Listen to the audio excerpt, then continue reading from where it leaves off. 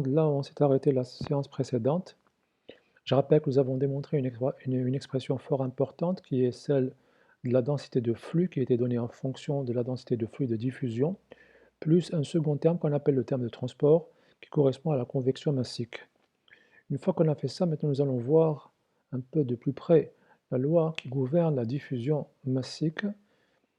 Il s'agit de la loi de Fick pour un mélange que je vais présenter à travers cette expérience. Donc si nous avons une goutte d'encre qui tombe dans une masse d'eau, l'eau va se mettre à prendre la couleur de l'encre avec bien sûr une teinture beaucoup moins prononcée. De la même manière, si une personne parfumée entre dans une pièce, l'odeur du parfum va diffuser dans toute la pièce. Donc comment cela se passe-t-il? Je vais compartimenter cette chambre en deux en mettant une paroi imperméable. Je mettrai des molécules de A, B et C dispersées de manière différentes, telles que les molécules de A sont beaucoup plus présentes dans le compartiment de gauche que dans celui de droite. En revanche, regardez attentivement pour ce qui est des molécules de B, il y en a autant à droite qu'à gauche. Et enfin, je vais mettre des molécules C uniquement dans le compartiment de droite, comme cela. Et bien ensuite, si je retire cette paroi imperméable, et si j'y mets plutôt une paroi poreuse, que se passera-t-il? Ben, il va y avoir migration des molécules des régions où elles sont concentrées en nombre important vers les régions où elles sont moins concentrées. Par exemple, pour A, les molécules de A elles sont beaucoup plus présentes dans le compartiment de gauche, donc elles vont migrer vers la droite, comme cela. Les molécules de C, elles sont uniquement présentes dans le compartiment de droite, donc elles vont migrer vers la gauche, comme cela.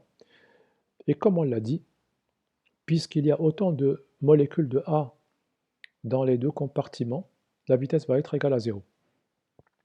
C'est ce qu'on appellera la diffusion moléculaire. C'est un mouvement spontané. En fait, dès qu'un gradient de potentiel chimique d'une espèce, c'est-à-dire un gradient de concentration, est présent dans un système, un déplacement de cette espèce se produit afin de faire évoluer le système vers une répartition de potentiel chimique, ou alors un potentiel de concentration, en accord avec les principes de la thermodynamique. C'est ce qu'on appellera un transfert de masse par diffusion. Qu'est-ce qu'on peut dire d'autre? Donc c'est ce que je disais un peu ici. Dès qu'il y a un gradient de potentiel chimique, en d'autres termes un gradient de concentration, il va y avoir déplacement de l'espèce en question, A, B ou C. Bon, pour B, il n'y a pas de déplacement, vous l'avez compris. Déplacement pour homogénéiser les concentrations, pour rendre les concentrations homogènes dans les deux compartiments, en tendant vers un état en accord avec les principes de la thermodynamique, avec les principes de la thermodynamique. En fait, n'oublions pas aussi que pour que s'effectue ce transfert, il faut au moins, il y ait un mélange constitué de deux espèces, au moins deux espèces. Sinon, le transfert de masse ne peut pas s'opérer. Vous remarquerez aussi que nous avons ici affaire à une seule phase, donc nous sommes dans le cas d'un transfert au sein même d'une phase. Il n'y a pas d'hétérogénéité d'un point de vue structure, nous n'avons pas un mélange immiscible. Qu'est-ce que nous pouvons dire aussi? La force motrice du transfert de masse, en fait, on vient de le voir, c'est le gradient de concentration, la différence de concentration entre les deux régions de l'espace. C'est donc le gradient de concentration qui constitue la force motrice du transfert de masse. Et tout cela nous rappelle un tout petit peu, pour ceux qui ont fait le transfert thermique, la loi qui correspondra au transfert thermique, ce sera la loi de Fourier. Ça nous rappelle un peu comment s'effectue le transfert thermique. Eh bien, il s'effectue de la même manière. Et donc, on y va tout doucement pour voir que se passe-t-il. Qu'est-ce que ce transfert à travers cette expérience que j'ai trouvée sur le net, et dont vous trouverez la description dans le lien dans la description. Donc, je vais lancer cette vidéo pour que vous voyez qu'une goutte d'encre, enfin, plusieurs gouttes d'encre vont être dispersées dans un verre d'eau. Regardez s'il vous plaît. Alors attendez, voilà. Donc on voit la goutte d'encre tomber parce qu'elle est plus dense. Cependant, malgré le fait que l'encre soit dense, eh bien nous observons des remontées parce qu'il y a une autre force qui est en train d'agir, c'est le phénomène de diffusion moléculaire. Et donc vous remarquez qu'il y a une dispersion de la coloration partout dans le verre jusqu'à atteindre une homogénéisation.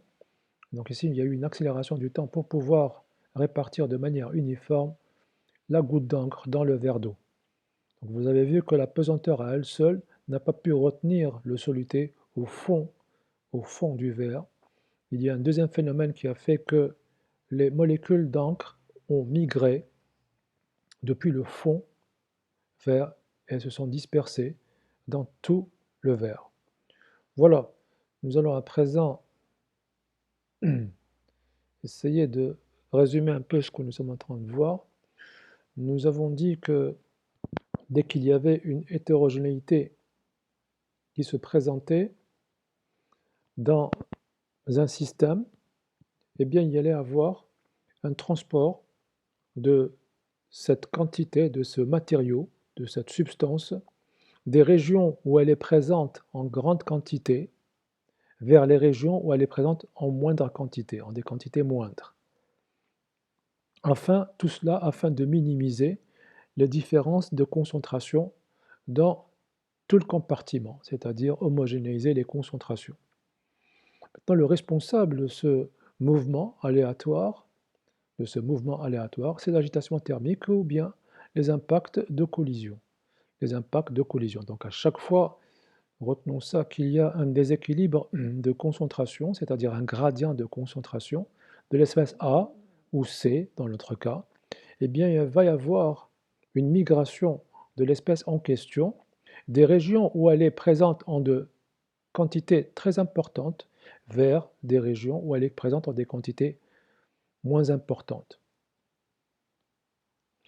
Alors, si on devait attendre assez longtemps, comme on l'a fait dans la vidéo précédente, bien, il va y avoir une cessation du transfert de masse une fois qu'il y a autant de molécules de A qui se trouvent à gauche qu'à droite. Pour B, il n'y a pas de souci. Depuis le départ, nous avons dit que B était présent en des quantités égales à droite et à gauche. Donc, il n'y a pas de transfert de B. En revanche, si vous faites un dénombrement des molécules de A à gauche, à droite, et ainsi de celle de C, vous trouverez qu'il y a le même nombre. Et donc, il va y avoir une cessation du transfert de masse si on attend un temps relativement long, tel qu'on l'a vu dans la diapo précédente. Alors, donc tout cela pour pouvoir bâtir cette loi de Fick qui a été établie en 1855. Donc, qu'est-ce qu'elle disait? Quand nous avons un soluté présent dans une région de l'espace en des quantités importantes, eh bien, il va y avoir une diffusion moléculaire des régions où le soluté est présent en de grandes quantités vers les régions où il est présent en des quantités moindres. Inversement, pour B aussi, on pourrait dire la même chose, B est présent en de grandes quantités à droite, en revanche, il n'est pas du tout présent ici. Donc, que se passera-t-il? Il va y avoir une diffusion moléculaire et qui est, comme c'est indiqué en bas, thermodynamiquement irréversible. En d'autres termes, si on devait reprendre l'exemple de tout à l'heure, c'est-à-dire la goutte d'encre dans l'eau, elle s'est répandue dans tout le volume. Cependant, l'encre, une fois répartie, ne pourra jamais revenir et se reconcentrer en un point de ce volume. Vous vous rappelez la goutte quand elle était tombée, une fois qu'elle s'est dispersée, elle ne pourra plus se regrouper une nouvelle fois pour former une nouvelle goutte. Donc c'est un phénomène qui est irréversible. Donc il va s'effectuer donc un transfert de masse des régions les plus concentrées vers les moins concentrées afin de minimiser les hétérogénéités de concentration dans le compartiment, tel que ceci. Donc je vais vous montrer maintenant avec l'animation que se passera-t-il. Voilà ce qui passe. Ça c'est juste pour vous montrer. En fait, il n'y a pas de séparation. C'est juste pour vous dire, c'est à travers cette surface que va s'effectuer le transfert. Il n'y a pas de paroi poreuse, de paroi imperméable ici, hein. C'est juste pour vous délimiter la surface. En fait, les molécules de A vont traverser une surface qui est perpendiculaire au sens de migration des molécules de A. Si bien que je pourrais dire que le nombre de molécules de A, de particules de A, qui traversent cette surface, pendant l'unité de temps, le nombre de molécules de A qui traversent la surface S pendant le temps T, eh bien ça me rappelle une densité de flux, de diffusion, molaire, si je considère que je suis en train de parler en termes de mol. Et donc Fick, molaire, donc j'ai mis l'étoile pour dire que c'était molaire. L'espèce A, Z c'est pour dire la direction de l'écoulement, elle se fait horizontalement. Je choisis la direction de l'écoulement, Z qui est horizontale, comme ceci. Voilà. Eh bien Fick relie ça, cette loi phénoménologique qui est empirique, et relie ça au gradient de concentration. Le responsable, la force motrice, et le facteur de proportionnalité, c'est un coefficient qu'on appelle DAB, coefficient de diffusion de l'espèce A dans B. De l'espèce A dans B. Donc reprenons, la loi de Fick est une loi phénoménologique, empirique. La voici. Elle dit quoi? Elle dit en fait que la densité de flux molaire de diffusion, elle est proportionnelle, cette densité est proportionnelle au gradient de concentration. Le facteur de proportionnalité, c'est un coefficient qu'on appelle DAB, le coefficient de diffusion de A dans B, tel qu'une fois que j'intègre, j'obtiens un delta C final moins initial. Le delta C sur delta Z est négatif, le gradient est négatif, avec le signe masse me donne une quantité positive. Donc je identifie les régions où le système est concentré et où le système est dilué. C'est juste pour vous dire que cette quantité sera bien sûr positive, puisque le gradient est négatif. Bien, DAB exprime en quelque sorte une vitesse de migration des particules A dans B. Des particules A dans B. Donc voilà construite la loi de Fick suivant une seule direction.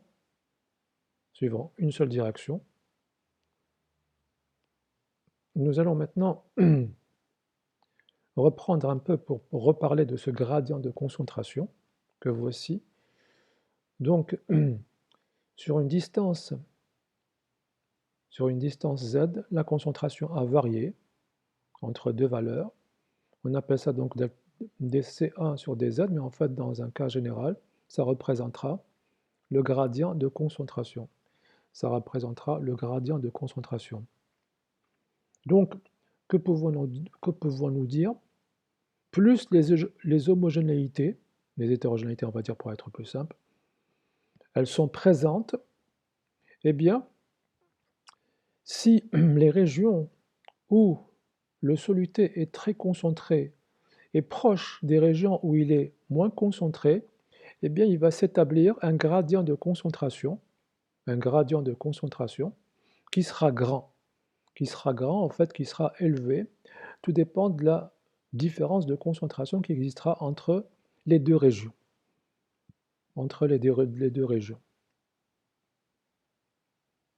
Alors, représentant aussi maintenant la fin de ce processus, que se passe-t-il une fois que les molécules ou les particules de A ont migré à droite? On va le faire dans la prochaine diapositive. Une fois qu'on attend suffisamment longtemps et que les molécules de A ont envahi tout le compartiment à droite et que les molécules de B ont envahi le côté gauche du compartiment, nous assistons à, une fois que ça s'est fait, à une cessation, à un arrêt du transfert de masse, puisqu'il va y avoir une homogénéisation des concentrations. Le transfert de masse cesse. Les gradients s'annulent, les gradients de concentration s'annulent, le transfert s'arrête. Alors allons maintenant observer de plus près et de manière générale cette loi de Fick, qui est une loi donc phénoménologique empirique, établie en 1855 par Fick. Eh bien, celle-ci s'écrit de la manière suivante. Elle me dit, lorsque le transfert ne se fait qu'à cause des gradients de concentration, c'est-à-dire qu'il n'y a pas de transfert de masse dû à un gradient de température ni à un gradient de pression. Lorsque le transfert ne va se faire qu'à cause d'un gradient de concentration, eh bien, il y a la loi de Fick qui gouverne ce transfert et qui dit ceci. D'un point de vue massique, JA, la densité de flux massique de diffusion, c'est moins la concentration massique de mélange, DAM, coefficient de diffusion de A dans le mélange, gradient de la fraction massique de A. D'un point de vue molaire, étoile, donc la densité de flux molaire de diffusion, c'est C, la concentration molaire de mélange, fois toujours le même coefficient de diffusion DAM, DA dans le mélange, gradient de la fraction molaire. Retenez que nous avons établi une convention qui disait que lorsqu'on manipule des grandeurs liquides, on mettrait X, quand elles seront gazeuses, on mettra Y. Bien, donc regardez attentivement, s'il vous plaît. La fraction massique et la fraction molaire s'écrivent comme étant ρA sur ρ et CA sur C respectivement. Tel que si ρ et C, la concentration massique et la concentration molaire de mélange sont constantes, eh bien je pourrais simplifier C et C, et ρ et ρ. Et j'obtiens une relation beaucoup plus simple de la loi de Fick qui s'écrira comme ceci. Alors, commentant un tout petit peu, un peu plus cette loi de Fick, j'observe qu'il y a déjà un signe moins. La loi comporte un signe moins. Cela veut dire en fait que le flux de particules va aller des régions où la concentration est élevée vers les régions où celle-ci est moins élevée. Puisque, vous le savez, un gradient d'un champ scalaire est toujours dirigé vers les zones où ce champ scalaire est intense. Donc dans notre cas, si on devait raisonner sur les particules A, le gradient sera dirigé comme ceci. Alors que la densité est, elle, dirigée dans l'autre sens. Donc pour pouvoir avoir une densité qui est dirigée du plus concentré vers le moins concentré, on met un signe moins. On met un signe moins. Alors, maintenant les limites de cette loi de Fick, elles sont en nombre de 3. Pour que cette loi puisse être vérifiée expérimentalement, il faut que le gradient ne soit pas trop élevé. Sinon, vous n'aurez jamais une relation linéaire entre la densité de flux et le gradient. Il ne faut pas que le gradient soit très élevé. En outre, il faut que le gradient ne varie pas trop vite en fonction du temps. Et enfin, il faut que le milieu dans lequel il va y avoir la diffusion soit un milieu isotrope. En d'autres termes, la diffusion se fera de la manière identique dans toutes les directions. Si le milieu est anisotropique, ce n'est plus possible. Ça ne marchera pas, on ne pourra pas travailler avec la loi de Fick. Par exemple, si le gradient est très élevé, on fera un développement en série et on ira à une dérivée seconde pour pouvoir tenir compte d'une loi de Fick généralisée qui marcherait même quand les gradients seraient très élevés. Bien, une fois qu'on a parlé de ça, il nous reste maintenant à voir à peu près, à discuter ce coefficient de diffusion de A dans le mélange. Donc j'ai pris le cas où les concentrations massiques et molaires de mélange sont constantes et uniformes pour pouvoir simplifier, rappelez-vous, ça c'est les lois générales. Si je prends ces deux hypothèses, je peux aboutir à ces lois en simplifiant ρ et C, les concentrations massiques de mélange et la concentration molaire de mélange. Bien, DAM est le coefficient de diffusion massique, on l'appelle également la diffusivité massique. De quoi? De l'espèce A dans le mélange. De l'espèce A dans le mélange. Son unité, c'est des mètres carrés par seconde. Ça nous rappelle un peu la viscosité cinématique, l'unité de la viscosité cinématique qu'on a vue en mécanique des fluides. C'est ce qu'on appellera la première loi de Fick. Ceci est la première loi de Fick. Alors, maintenant, on va discuter un tout petit peu à propos de cette diffusivité.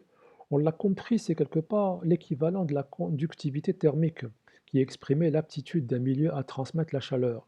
Là, on va avoir les molécules, ou les particules de A qui vont diffuser à travers le reste, à travers C, à travers B. Et donc nous l'avons compris, plus elles seront petites, plus elles pourront se faufiler plus facilement. Se faufiler plus facilement et aller envahir le compartiment de gauche, si je suis en train de raisonner sur les particules A. Donc en fait, et ça dépend aussi dans quel cas on est. Est-ce qu'on est dans un milieu gaz, un milieu liquide ou un milieu solide? Je m'explique autrement. Alors, nous avons dit que DAM représentait le coefficient de diffusion de A dans le mélange. Eh bien, DAM, le coefficient de diffusion, est d'autant plus grand que les molécules A, comme je l'ai dit, peuvent se faufiler facilement dans le mélange. Elles peuvent facilement diffuser, se faufiler facilement dans le mélange. Donc on a compris, plus la taille du soluté A est petite, mieux sera la diffusivité. Plus elles seront petites, mieux sera, plus grande sera la diffusivité, le coefficient de diffusion, puisqu'elles pourront facilement se faufiler, comme je l'ai dit, entre les molécules du mélange. Deuxièmement, le soluté A, ces molécules, lorsqu'elles vont commencer à se faufiler, bien il y a trois cas, selon que je me trouve dans un gaz ou dans un liquide. On verra la suite tout à l'heure. En effet, si je suis dans un gaz,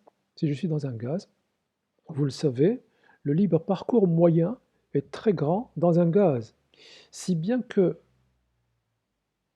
le soluté A va pouvoir, puisque le libre parcours moyen, la distance qui séparera deux molécules, enfin, pour être précis, le libre parcours moyen, c'est la distance qui sépare deux chocs successifs d'une même molécule avec une autre. Donc en fait, les molécules dans un gaz, elles sont très dispersées, ce qui fait que A peut se faufiler plus facilement dans les gaz, et c'est pour ça que les valeurs de la diffusivité pour les gaz se situent entre -5 et -4 mètres carrés. Pour les liquides, ça devient plus important puisque les liquides et les gaz sont connus pour être des phases condensées. Les liquides et les solides sont condensés, c'est-à-dire au point même qu'on peut dire que les molécules se touchent pour le solide. Donc il va être plus difficile de diffuser dans un liquide que dans un gaz, et évidemment dans un liquide que dans un solide. Et c'est pour ça que nous avons ensuite ces valeurs qui deviennent très très faibles lorsqu'il s'agira d'un gaz qui diffusera dans un solide, ou alors, pire que cela, lorsqu'un solide diffusera dans un solide. Les valeurs sont extrêmement faibles. Ces valeurs ont été données pour avoir une idée des ordres de grandeur. Elles ont été données à 1 bar et à 298 Kelvin. Donc résumons, le coefficient de diffusion est d'autant plus important que la taille du soluté de l'espèce qui diffuse est petite, pour pouvoir faire en sorte que le soluté A puisse se faufiler facilement entre les molécules du mélange. Deuxièmement, tout dépend du milieu dans lequel on se situe, mais si on est dans un gaz, globalement, nous savons que les molécules sont diluées, sont dispersées, ce qui fait qu'elles se situent, cette position loin l'une de l'autre, ce qui fait que la molécule de l'espèce A pourra se disperser plus facilement que si l'on était dans le cas d'un liquide ou d'un gaz. Enfin, la dernière diapo que je vais vous présenter est la suivante. Elle dit quoi? Elle dit pour un DAM donné, plus le gradient est important, plus sa densité est importante, par conséquent. Voilà. Donc, plus le gradient de concentration est élevé, plus la densité est élevée, puisqu'il y a une relation linéaire entre les deux. Bien voilà, je m'arrête là. J'ai fait avec vous, je vous ai présenté la loi de Fick. C'est une loi phénoménologique empirique. Elle ressemble à la loi de Fourier pour le transfert thermique. Elle dit quoi? Elle dit globalement que la densité de flux, que ce soit massique ou molaire, elle est proportionnelle au gradient de concentration, massique ou molaire. Le facteur de proportionnalité, c'est un coefficient qu'on appelle la diffusivité, massique ou bien le coefficient de diffusion de l'espèce A, par exemple A, dans le mélange. Il y a un signe moins qui apparaît dans la loi de Fick. Ceci est dû au fait que le gradient va du côté le moins concentré vers le compartiment le plus concentré. Et donc pour avoir une diffusion des régions où la concentration est élevée vers celle où la concentration est moins élevée, il y a un signe moins, puis cette quantité va être négative, le gradient étant négatif. Voilà, cela termine cette deuxième séance. Bon courage et on se retrouve très bientôt pour une troisième séance. Et dans cette séance, je traiterai du coefficient, de transfert de masse à une paroi. C'est une partie que je n'ai pas traitée en cours parce que les anciens m'ont recommandé de laisser ça à, à- à laisser ça pour le chapitre qui traitera des transferts entre phases. Mais je vais quand même dire quelques mots sur ça parce que j'en aurai besoin. Donc pour l'instant, sachez que cette partie-là ne figure pas sur votre cours, mais dans la vidéo suivante, j'en parlerai avant d'aller aborder la démonstration de la seconde loi de Fick. Voilà, j'espère que ça a été clair. Prenez soin de vous et à très bientôt, je l'espère. Bon courage.